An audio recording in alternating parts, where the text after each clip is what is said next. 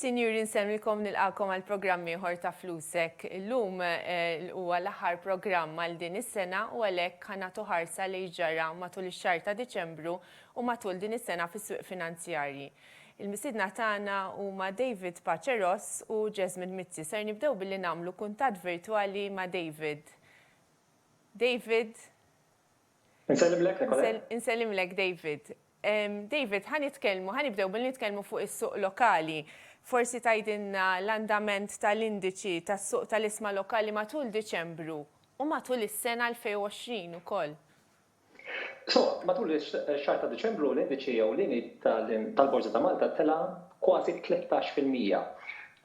Żieda ta' 12.8% biex nkunu preċiżi. Dan sa l-aħħar sa 28 ta' Diċembru.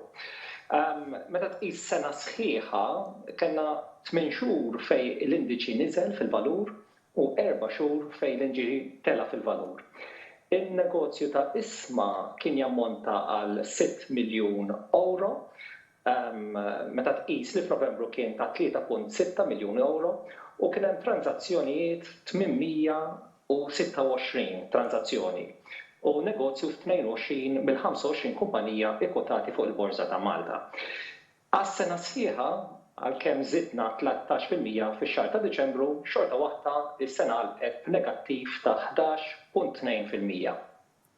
Issa liema kienu l-isma li marru tajjeb u dawk li waqgħu fil-valur matul ix-xahar ta' Diċembru? Ara kellna dak li bl-Ingliż ngħidulu Santa's Rally jew il-Christmas Rally. Fil-fatt kellna 20 kumpanija f'xahar ta' Diċembru li telgħu fil-valur, wieħed li niżel u 4 li baqgħu fejn kienu. Fost dawk li telgħu fil-valur kellna Finbank żieda ta' 67%, Medserv li żdiedu 37%, Medici Mapfre 28%, il-Miti li żdiedu 24% u l-Malta Post li żdiedu ftit inqas minn 21%. L-uniku sem li niżel f'Diċembru kien il-Harvest Technologies ftit inqas minn 1%. Hawnhekk nistgħu naraw li 10 kumpaniji għamlu gwadan ta' iktar minn 10%. U n-negozju ma kienx wieħed ħafif, ġifieri n-negozju kien pjuttost voluminuż, jiġifieri rajna 6 miljun euro jiġu negozjati. Jiġifieri fejn soltu ngħidu kien hemm daċċaqliq kollu fuq volum żgħir, dan żgur ma nistgħux ngħidu għax-xahar ta' Diċembru. Issa jekk inħarsu matul is-sena 2020, li ma kienu dawk li esperjenzaw żieda fil-valur, dawk l-isma? Ara, meta tara s-sena sħiħa huwa totalment l-oppost li rajna x-xahar ta' Diċembru. Hawnhekk rajna 8 kumpaniji biss li żdiedu fil-valur matul din is-sena, sena 2020, u 17 il-kumpanija li niżlu fil-valur. Fost dawk li telgħu l-iktar jispikkaw il-Lifestar Holdings li telgħu 78%, dana kienu qabel magħrufin bħala Global Capital. Għandek il-Grand Harbor Marina li żdiedu ftit iktar minn 27%, Mapfre Middlesea żieda ta' 14%, il-BG żieda ta' 9% u Trident Estates li żdiedu 7.1%. Fost il-kompaniji li waqgħu fil-valur, Simmons Parsons Chisk tilfu terz tal-valur tagħhom, l-istess il-Medserv, l-HSBC tilfu ftit inqas minn 28% tal-valur tagħhom, il-Main Street Complex li tilfu kwart tal-valur tagħhom u l-Malta Properties Companies li tilfu 20% oħrajn. Jiġifieri kellek 13 il-kumpanija li raw moviment il-fuq u l-isfel ta' 10%, jiġifieri inkluż l-indiċi li spiċċa l-isfel bi 11.2%. Issa, David, jekk naraw l-andament, inħarsu lejn l-andament tas-suq tal-bonds u tal-istoks tal-gvern, għax-xahar ta' Diċembru u għas-sena li waslet biex tagħlaq kif rajna l-andament. Ħanibdew bix-xahar ta' Diċembru. Ara, fix-xahar ta' Diċembru f'stocks tal-gvern in-negozju kien pjuttost qawwi, rajna 13 miljun euro il-fuq minn 13 miljun euro f'negozju. Dawn kienu mifruxin fuq 220 tranzazzjoni li dina tindika ċertu saħħa fil-suq tal-stocks tal-gvern.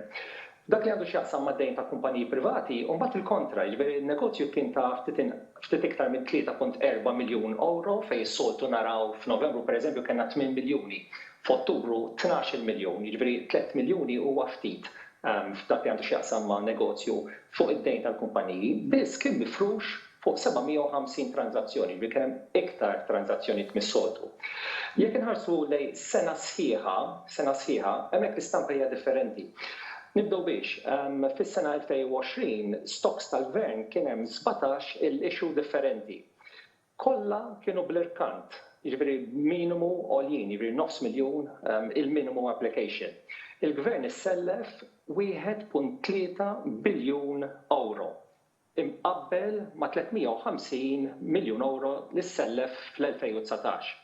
Kien hemm approach wieħed ta' ftit inqas anzi minn 95 miljun euro li huwa 62 Malta Government Savings Bond u dan kien f'Lulju. Dan il-bond huwa ta' 3% maħsub għal pensjonanti u huwa ta' 5 snin. Dak li għandu x'jaqsam mad-dejn ta' kumpaniji privati kien hemm 6 ħruġ u inġabru ftit inqas minn 180 miljun euro. Ġifieri it-total ta' ħruġ għall-2020 kien ta' 1.6 biljun euro. Issa x'kien hemm x'infeda minn dawn il-bonds, x'imħallas lura. Stocks tal-gvern tnifdu 460 miljun bħala valur.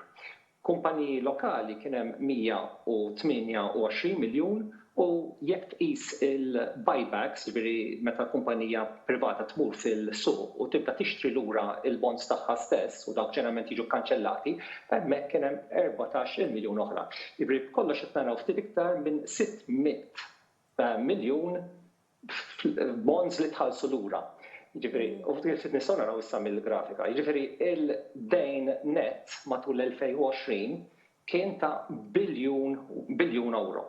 Issa, is-suq lokali huwa maqsum bażikament 5.8 biljun euros huma il-valur tal-istoks tal-gvern fuq is-suq. 2 biljuni huma il-dejn tal-kumpaniji privati li hemm fuq is-suq lokali.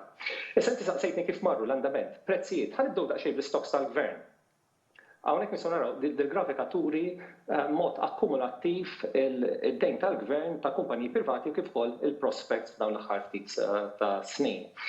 Ara, l-andament tal-stocks tal-gvern, partikolarment dawk li jinfdew fi żmien qasir qed nitkellmu bejn 3 snin, dawna kif faqat il-kriżi f'Marzu dawn raw tnaqqis qawwi fil-prezz tagħhom. Il-prezz baqa' dawn il-livelli baxxi għal madwar 6 xhur u mbagħad fl-ħabta ta' Settembru dew jirkupraw u fil-fatt għalqu s-sena valur iktar għoli milli kif bdew għas-sena. L-istoks tal-gvern li għandhom terminu medja, qed nitkellmu 10 snin, dawn bdew jinżlu ħafna iktar bil-mod. Fil-fatt il-qiegħ tagħhom raħ f'Ġunju u bdew jirkupraw dak it-telf sal-aħħar tas-sena, l-aħħar 6 xhur tas-sena bdew jirkupraw. Xorta għalqu iktar l-isfel minn fejn bdew is-sena. Fil-waqt l-istoks tal-gvern li ma taraw fit-tul, qed nitkellmu 20 sena fuqhom, waqgħu ħafna iktar bil-mod, baqgħu niżlin saqgħu wissu, xogħol minnhom anke bdew jiġu negozjati taħt il-100, taħt il-par, u mbagħad bdew jiżdiedu fl-aħħar 4 xhur tas-sena. Fuq id-dejn tal-kumpaniji, hemm ħafna aktar fatturi li jeffettwa il-prezz tagħhom, ġifieri kemm hu twil ma tistax tqabbilhom l-istess kif inhi kategorija bħall-istoks tal-gvern biex niftehmu. Jiġifieri għandek id-dowmin meta se jinfeda kemm żmien fada biex jinfeda. Ir-ranking tad-debt jekk huwiex subordinated jew unsubordinated, jekk hemmx security marbuta magħha u l-kwalità ta' dik is-sigurtà. Fl-aħħar mill-aħħar ikun is-suq qed jipprova jara il-probabilità is-sogru li ma jħallsekx lura min sellift, jiġifieri u hemmhekk jipprova jiddetta l-prezzijiet. U kif ukoll il-likwidità tas-suq, jiġifieri s-suq lokali anke l-iktar bonds kbar li għandna fis-settur privat xorta jitqiesu bħala żgħar, allura jkollok dak il-ċaqli l-iskossi fil-prezz. L-iktar bond li niżel fil-valur kien il-Melit Finance li beda s-sena b'107 u għalaq fil-livell ta' 80, jriet ngħidu tnaqqis ta' 25%. U mbagħad kellek 15 il-bond li għalqu s-sena taħt il-100, 15 il-bond, u għandek 16 il-bond minnhom li għandhom yield to maturity il fuq minn 5%. Ovvjament, iktar ma bond ikollu yield to maturity għolja dak ifisser li s-sogru hemmhekk huwa ikbar minn bonds li jrendu inqas.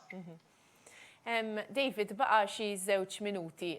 Forsi nitkellmu ftit fuq xi riżultati ta' kumpaniji. Fil-fatt il-kumpanija San Thomas Shareholdings ħabbret ir-riżultati finanzjarji għas-6 xhur sal-aħħar ta' Ottubru 2020. Tgħidilna ftit fil-qosor x'ħabbret il-kumpanija?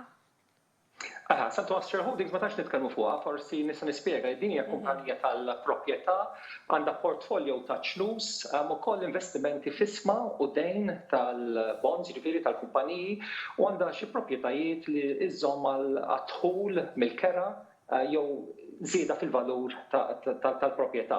Ir-riżultat kif semmejt tajjeb inti kienu ta' nofs sena, jiġifieri nitkellmu minn Mejju, l-ewwel ta' Mejju sal-aħħar ta' Ottubru 2020, u dawn kien hemm telf wara t-taxxa fidejn l-azzjonisti ta' 740,000 euro imqabbel ma' telf ta' 61,000 euro fl-istess minn is-sena l-oħra.